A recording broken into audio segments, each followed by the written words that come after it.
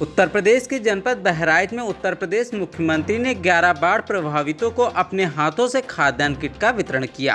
साथ ही कटान पीड़ितों को गृह अनुदान का डेमो चेक व खाद्यान्न किट व लाभार्थियों को आवास की चाबी सौंपी। शेष पचदेवरी गांव के 250 बाढ़ पीड़ितों को राशन किट का वितरण करवाया। वहीं मुख्यमंत्री के बाढ़ क्षेत्र के दौरे के क्रम में जिले के राजी चौराहा में आयोजित कार्यक्रम में शुक्रवार की सुबह से आसपास के गाँवों के ग्रामीणों का तांता लगना शुरू हो गया था। वहीं भीषण गर्मी में भी लोग सीएम की एक झलक पाने के लिए डटे रहे। वहीं दोपहर 2 बजे मुख्यमंत्री योगी आदित्यनाथ का हेलीकॉप्टर राजा चौराहे स्थित हेलीपैड स्थल पर उतरा। वहीं भाजपा विधायक सुरेश्वर सिंह के नेतृत्व में भाजपा विधायक बेलहा सरोज सोनकर, नानपारा माधुरी वर्मा एवं सीडीओ कविता मीणा ने मुख्यमंत्री की अगवानी की। वहीं मुख्यमंत्री के आगमन की तैयारी में प्रशासन के पसीने छूट गए। वहीं मुख्यमंत्री के आगमन पर कोई कसर न बचे, इसके लिए अधिकारी अंतिम समय तक पसीना बहाते नजर आए। वहीं लाभार्थियों को कुर्सी पर बैठाने, सुरक्षा व्यवस्था छूटने समेत विभिन्न व्यवस्थाओं में जुटे रहे। जनपद बहराइच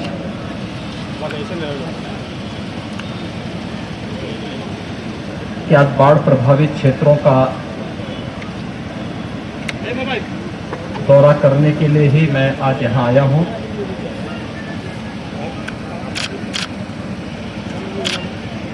प्रदेश के अंदर वर्तमान में लगभग 15 जनपद ऐसे हैं जिनमें बाढ़ का प्रभाव पड़ा है। कुछ जनपदों में ज्यादा, कुछ आंशिक रूप से प्रभावित हुए हैं। क्योंकि बहराइच जनपद, यहाँ पर सरयू, घाघरा और शारदा नदियों के संगम पर बसा हुआ है और नेपाल की जो पहाड़ियां हैं उसकी तलहटी से तेजी के साथ जब जल आता है तो यहाँ के काफी गांव उससे प्रभावित होते हैं। वर्तमान में 4 जो राजस्व गांव हैं, उन 4 राजस्व गांवों की लगभग 2500 की आबादी इससे प्रभावित है। उन सभी लोगों को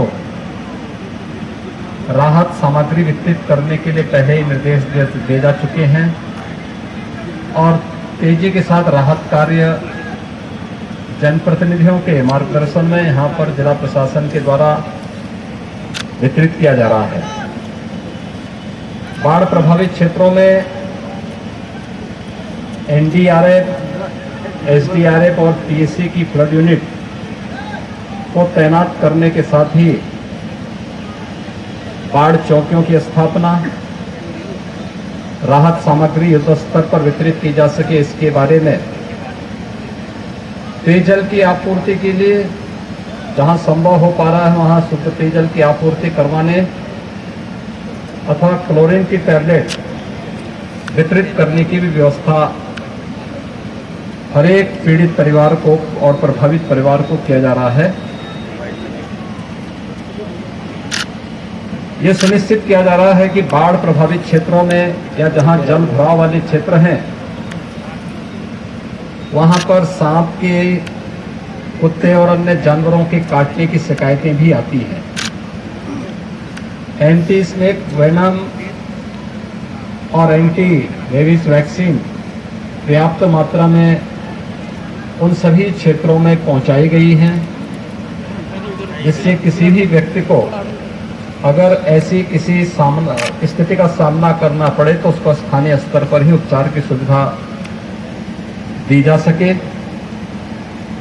जनधन की हानि के लिए भी तत्काल मुआवजा देने की व्यवस्था की है। अगर कोई व्यक्ति दुर्भाग्य से किसी परिवार में किसी सदस्य की बाढ़ के पानी में डूबने से मृत्यु होती है या किसी हिंसक जानवर के काटने से वो प्रभावित होता है, उसकी मृत्यु होती है, तो 4 लाख रुपये तत्काल उपलब्ध कराने की व्यवस्था उन पीड़ित परिवारों को की जा रही है। साथ साथ जिन लोगों के मकान टूट चुके हैं उन लोगों को वहां पर मकान उपलब्ध करवाने की भी व्यवस्था की जा रही है, जिसमें जिनके मकान क्षतिग्रस्त हुए हैं 95,000 रुपये उन्हें SDRF मद से उन्हें तत्काल उपलब्ध करवाया जा रहा है। पशु हानि पर भी अलग अलग श्रेणी के पशुओं के लिए धनराशि वितरण की व्यवस्था सभी प्रभावित परिवारों के लिए की जा रही है।